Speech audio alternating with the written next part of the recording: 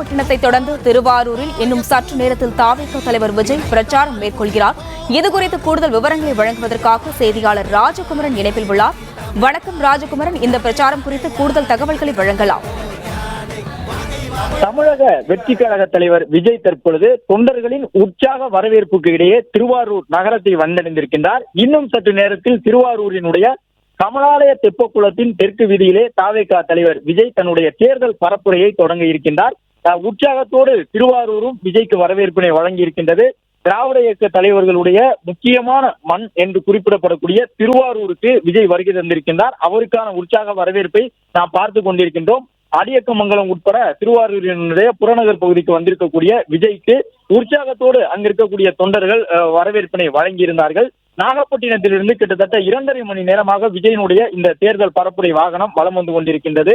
அந்த வாகனத்தை முன்னும் பின்னுமாக தமிழக வெற்றி கழகத்தினுடைய தொண்டர்கள் பின்தொடர்ந்து உற்சாகத்தோடு வரவேற்று அழைத்து வரக்கூடிய காட்சிகளையும் பார்க்கின்றோம்.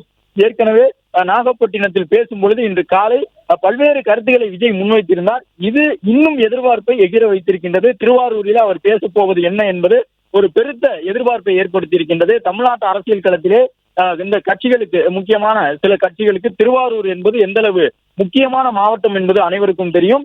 எனவே அந்த கட்சியினுடைய தலைவர்களோடு தொடர்புடைய மாவட்டம் என்பதன் காரணமாக இங்கிருந்து விஜய் பேசும் பொழுது குறிப்பாக இன்று காலை முதலமைச்சர் தொடர்பாக பல்வேறு விமர்சனங்களை விஜய் முன்வைத்திருந்தார். முதலமைச்சருடைய வெளிநாட்டு பயணங்கள் தொடர்பாகவெல்லாம் விஜய் விமர்சனத்தை முன்வைத்திருந்தார். இன்னும் என்னை தனிநபராக நினைத்துக் கொண்டிருக்கின்றார்கள், நான் வெகு மக்களுடைய பிரதிநிதி என்று விஜய் சொல்லியிருந்தார். மேலும் என்னோடு மோதி பார்க்க வேண்டுமா என்ற ஒரு கேள்வியினையும் விஜய் எழுப்பியிருந்தார். எனக்கு மட்டும் ஏன் இத்தனை கட்டுப்பாடுகளை விதிக்கின்றீர்கள் என்று முதலமைச்சரை நோக்கி விஜய் கேள்வி எழுப்பியிருந்தார். இதே போன்ற கட்டுப்பாடுகள் தொடர்ந்தால் என்னுடைய நிலைப்பாடு வேறு மாதிரி மாறிவிடும் என்றும் விஜய் எச்சரிக்கை செய்யக்கூடிய துணியிலே பேசியிருந்தார். அப்படிப்பட்ட விஜய் நாகப்பட்டினத்தில் பேசும் பொழுது அந்த கருத்துக்களை எல்லாம் சொல்லியிருந்தார். இன்னும் திருவாரூரில் பேசும் பொழுது அதே போன்ற கருத்துக்களை சொல்வாரா என்று எதிர்பார்த்து பலரும் காத்திருக்கின்றார்கள்.